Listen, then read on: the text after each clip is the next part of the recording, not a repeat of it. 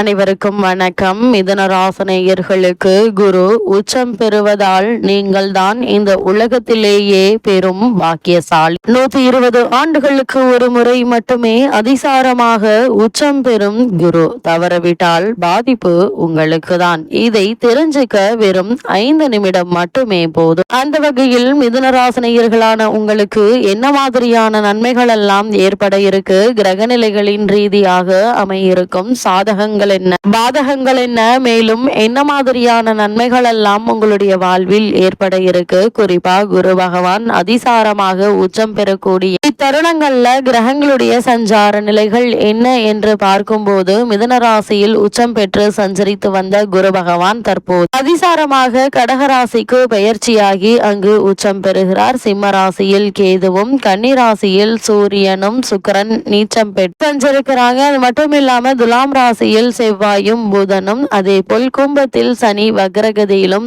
ராகுவும் இணைந்து சஞ்சரிக்கிறாங்க. இந்த கிரகங்களுடைய சஞ்சார நிலைகளின் காரணமாக மிதுன ராசினியர்களுடைய வாழ்வில் குரு பகவானுடைய இந்த அதிசார உச்ச பெயர்ச்சி நிகழக்கூடிய இத்தருணங்கள்ல குடும்ப சூழ்நிலை ரீதியாக உத்தியோகம், தொழில், வியாபாரம், கலைத்துறை, அரசியல் துறை, மாணவ மாணவிகள், விவசாய துறையினர், பெண்மணிகள் என அனைவருக்குமே என்ன மாதிரியான நன்மைகள் எல்லாம் ஏற்பட இருக்கு என்பது குறித்தான முழுமையான பதிவு தான் இந்த வீடியோல நம்ம விரிவா பார்க்க போகிறோம். அதற்கு முன்னாடி குரு பகவானை பற்றி தெரிந்து கொள்வோம். குரு பகவானின் ஸ்லோகமான குரு பிரம்மா, குரு விஷ்ணு, குரு தேவோ மகேஸ்வரக, குரு சாஷா பரபிரம்மா, தஸ்மை ஸ்ரீ குருவே நமக. இந்த மந்திரத்தை கூறி வழிபடுவதால் நமது குருவிற்கு அறியாமல் செய்த பாவங்கள் அனைத்தும் மன்னித்து நாம் அனைத்திலும் வெற்றியடைய பிரம்மா, விஷ்ணு, சிவன் என்கின்ற மும்மூர்த்திகளின் ஆசிகளும் நமக்கு கிடைக்கிறது. அது மட்டும் இல்லாமல் பிரம்மா, விஷ்ணு, மகேஸ்வரர்கள் இவர்கள் குருதேவர்கள் ஆவார்கள். குருவினுடைய அன்றாட நடவடிக்கைகள், எண்ணங்கள், சொற்கள் ஆகியவைகள் உண்மையை பிரதிபலிக்கும். அதாவது இம்மூன்று குணங்களையும் கடந்தவர் என்று பொருள். அதனால் குரு பிரம்மா, சிவன், விஷ்ணு முதலானோர்களுக்கு சமமாக கருதப்படுகிறார். குறிப்பாக ஒழுக்கத்தை மாணவர்களுக்கு சொல்லிக் கொடுப்பதில் அவர் பிரம்மாவாக கருதப்படுகிறார். மாணவர்களிடம் உள்ள நல்ல பழக்க வழக்கத்தை காப்பதில் அவர் விஷ்ணுவாக கருதப்படுகிறார். மாணவர்களிடம் உள்ள தீய குணங்களை அளிப்பதால் அவர் சிவனாக கருதப்படுகிறார். இந்த 3 பணிகளையும் செய்வதால் அவர் மும்மூர்த்திகளுக்கு சமமாக போற்றப்படுகிறார். அப்படிப்பட்ட குரு பகவான் தற்போது உங்களுடைய ஜென்ம ராசியிலிருந்து உங்களுடைய ராசிக்கு தன குடும்ப ராசியான கடகராசிக்கு அதிசாரமாக 8/10/2025 பெயர்ச்சியாகி அங்கு உச்சம் பெறுகிறாரு. அது மட்டுமில்லாமல் உங்களுடைய ராசிக்கு 7, 10 ஆகிய இடங்களுக்கு அதிபதியானவர் குரு. அவர் உச்சம் பெறும் இந்த நேரத்தில் கல்யாண கனவுகள் நனவாகுங்க. இவ்வளவு நாட்களாக இந்த திருமண முயற்சிகள்ல ஏற்பட்டு வந்த தடைகள், தாமதங்கள் விலகி நல்ல ஒரு முன்னேற்றத்தை இப்போது நீங்கள் தாராளமாக எதிர்பார்க்கலாம். கடமையில் இருந்த தொய்வு அகல இருக்குதுங்க. குருவினுடைய பார்வைக்கு பலன் அதிகம் என்பதால எதிர்பார்ப்புகள் இக்காலத்தில் எளிதில் நிறைவேறக்கூடிய ஒரு தருணமாக இக்காலகட்டம் அமைஞ்சிருக்குதுங்க. இழப்புகளை ஈடு செய்ய புதிய வாய்ப்புகள் வந்து சேர இருக்கு. இதுவரை அடிக்கடி ஆரோக்கிய குறைபாட்டால் அவதிப்பட்டு வந்த நீங்கள் இப்போது உற்சாகத்தோடு செயல்படக்கூடிய ஒரு தருணமாக தான் இக்காலகட்டம் அமைஞ்சிருக்குதுங்க. உத்தியோகத்தில் நீங்கள் எதிர்பார்த்த மாற்றங்கள் நிச்சயம் கிடைக்கும் என்பதுல எந்த ஒரு சந்தேகமும் இல்லைங்க. உயர் அதிகாரிகள் உங்களுக்கு பக்கபலமாக இருப்பாங்க. உங்களுக்கு காரணமே இல்லாமல் மறுக்கப்பட்டு வந்த பதவி உயர்வு, ஊதிய உயர்வு, உத்தியோகத்தில் கிடைக்க வேண்டிய சலுகைகள் ஆகியவற்றை இப்போது நீங்கள் தாராளமாக எதிர்பார்க்கலாம். நீங்கள் எதிர்பார்க்க இடமாற்றம், துறை மாற்ற சம்பந்தமான முயற்சிகளுக்கும் நல்ல ஒரு முன்னேற்றம் ஏற்பட இருக்குதுங்க. உயர் அதிகாரிகள் உங்களுக்கு பக்கபலமாக இருப்பாங்க. அது மட்டும் இல்லாம வங்கிகள்ல தாராளமாக நீங்கள் கேட்ட சலுகைகள் கிடைக்க இருக்குதுங்க. கொடுக்கல் வாங்கலில் அதிக கவனம் செலுத்துங்க. வளர்ச்சிக்கு உறுதுணையாக பிற இனத்தார்களுடைய அறிமுகம் உங்களுக்கு கிடைக்க இருக்கு. அதே போல் மூடி கிடந்த தொழிலுக்கு சிறப்பு விழாக்களை நடத்த இருக்கீங்க. வாடகை கட்டிடத்தில் நடைபெறும் தொழிலை சொந்த கட்டிடத்திற்கு மாற்றும் முயற்சி கைகூடக்கூடிய ஒரு தருணமாக தான் இக்காலகட்டம் அமைஞ்சிருக்குது என்பதை கிரகங்களுடைய சஞ்சார நிலைகள் தெளிவாகவும் உறுதியாகவும் எடுத்து காட்டுதுங்க. குறிப்பா மிதுன ராசினியர்களை பொறுத்த வரைக்கும் இக்காலகட்ட கிரக நிலைகளை ஆராய்ந்து பார்க்கும் போது இக்காலகட்டத்தினுடைய தொடக்கத்தில் உங்களுடைய ராசியில் குருவும் சந்திரனும் இணைந்து குரு சந்திர யோகத்தை உருவாக்குகிறாங்க. உங்களுடைய ராசிநாதன் புதன் உச்சம் பெற்று சஞ்சரிக்கிறார். எனவே இத்தருணங்கள்ல எதிர்பாராத பல சிறப்பு முன்னேற்றங்கள் உங்களுக்கு உங்களுக்கு ஏற்பட இருக்கு. சிறு சிறு பிரச்சனைகள் வந்தாலும் கூட அதை சமாளிக்கும் ஆற்றல் உங்களுக்கு உண்டுங்க. அதே போல வளர்ச்சி பாதைக்கு நண்பர்கள் வழிகாட்டுவாங்க. புதிய முயற்சிகளை மேற்கொண்டு மிதுன ராசினியர்களுக்கு நல்ல ஒரு முன்னேற்றத்தை இப்போது நீங்கள் தாராளமாக எதிர்பார்க்கலாங்க. புதிய முயற்சிகளை நிச்சயம் வெற்றி கிடைக்க இருக்கு. புனித பயணங்கள் அதிகரிக்குங்க. தொழில் ஸ்தானாதிபதியான குரு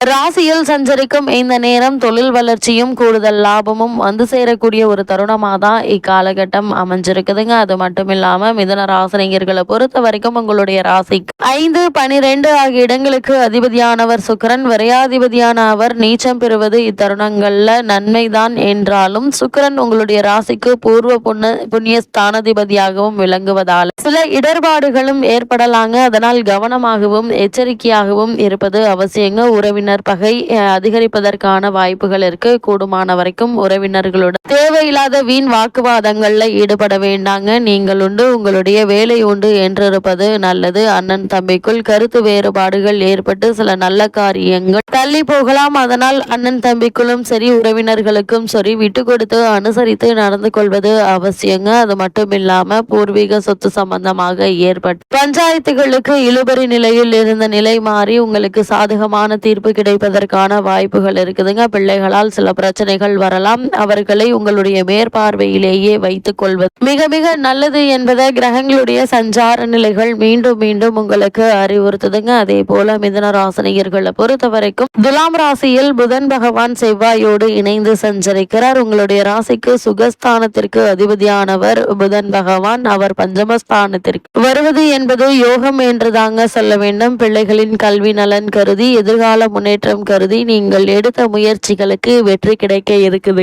இது அவர்களுடைய வாழ்க்கையை மாற்றும் விதமா அமையிருக்கு. மாமன் மைத்துனர் வழியில் தடைபட்ட மங்கள நிகழ்வுகள் இப்போது நடைபெற தொடங்கும். கரைந்த சேமிப்புகளை ஈடுகட்ட இருக்கீங்க. குறிப்பாக இடம் வாங்குவது, வீடு கட்டுவது போன்றவற்றில் ஆர்வம் கூடுங்க. பூர்வீக சொத்து பிரச்சனைகளுக்கு நல்ல ஒரு முடிவு வர இருக்குதுங்க. புகழ்மிக்கவர்கள் உங்களுக்கு பின்னணியாக இருந்து சில நல்ல காரியங்களை முடித்து கொடுக்கக்கூடிய ஒரு தருணமாக தான் இக்காலகட்டம் அமைஞ்சிருக்குது என்பது கிரகங்களுடைய சஞ்சார நிலைகள் தெளிவாகவும் உறுதியாகவும் எடுத்து காட்டுதுங்க. அது மட்டும் இல்லாம மிதுன ராசினியர்களை பொறுத்த வரைக்கும் இத்தருணங்கள் முழுவதுமே சனி பகவான் வக்ர இயக்கத்திலே இருக்கிறார். அதாவது கும்பராசியில் சஞ்சரிக்கும் சனி பகவான் இத்தருணங்கள்ல வக்ர இயக்கத்தில் இருக்கிறாருங்க. உங்களுடைய ராசி பொறுத்தவரை 8, 9 ஆகிய இடங்களுக்கு அதிபதியானவர் சனி பகவான். அஷ்டமாதிபதியான அவர் வக்ரம் பெறுவது நன்மைதான் என்றாலும் பாக்கியாதிபதியாகவும் சனி விளங்குவதால் தொழிலில் சில குறுக்கீடுகள் என்பது வரதாங்க செய்யும். தொல்லை தரும் எதிரிகள் பலம் கூட இருக்கு. உற்றார் உறவினர்கள் ஒரு சிலர் உங்களை விட்டு விலக நேரிடும். கடமையை செவ்வனே செய்ய இயலாது. புதிய முயற்சிகளை பல முறை செய்த பிறகுதான் நிச்சயம் உங்களால் வெற்றி காண முடியுங்க. பணத்தட்டுப்பாடு அதிகரிக்கும் நேரமாக இருக்கு என்பதால் பண விஷயங்கள்ல அதிக கவனத்தோடு இருங்க. யாரிடமும் எதற்காகவும் கடன் வாங்குவதை தவிர்த்து கொள்வது நல்லது. அப்படியே வாங்கினாலும் கூட தேவையான அளவிற்கு மட்டும் வாங்கிவிட்டு அவற்றை எளிதில் அந்த கடனை அடைப்பதற்கான முயற்சிகளை மேற்கொள்வது அவசியங்க. மிதுன ராசினியர்களை பொறுத்த வரைக்கும் பொது வாழ்வில் இருப்பவர்களுக்கு புதிய பொறுப்புகள் கிடைக்க இருக்கு. தொழில் மற்றும் வியாபாரம் செய்பவர்களுக்கு கூட்டாளிகளினால் பிரச்சனைகளை சந்திக்க நேரிடுங்க. உத்தியோகத்தில் உள்ளவர்களுக்கு திறமைக்குரிய அங்கீகாரம் கிடைக்காதுங்க. கலைஞர்களுக்கு முன்னேற்ற பாதையில் சில குறுக்கீடுகள் வரலாங்க. அதே போல மாணவ மாணவிகளுக்கு மறதி அதிகரிக்குங்க. அதனால் அதிக கவனத்தோடு கல்வி கவனம் செலுத்துவது நல்லது. பெண்களுக்கு குடும்ப சுமை கூடினாலும் அதை சமாளிப்பதில் தேவையான நேரத்தில் உங்களுடைய தேவைக்குரிய பணம் கைகள்ல வந்து சேரும் என்பதால கவலை வேண்டாங்க. இத்தருணங்கள்ல கிரகநிலைகளின் ரீதியாக கூறப்படும் பரிகாரம் என்ன என்று பார்க்கும்போது இந்த காலகட்டம் முழுவதுமே குரு பகவான் வழிபாடு நன்மைகளை வழங்கும் வழிபாடாக அமைகிறது.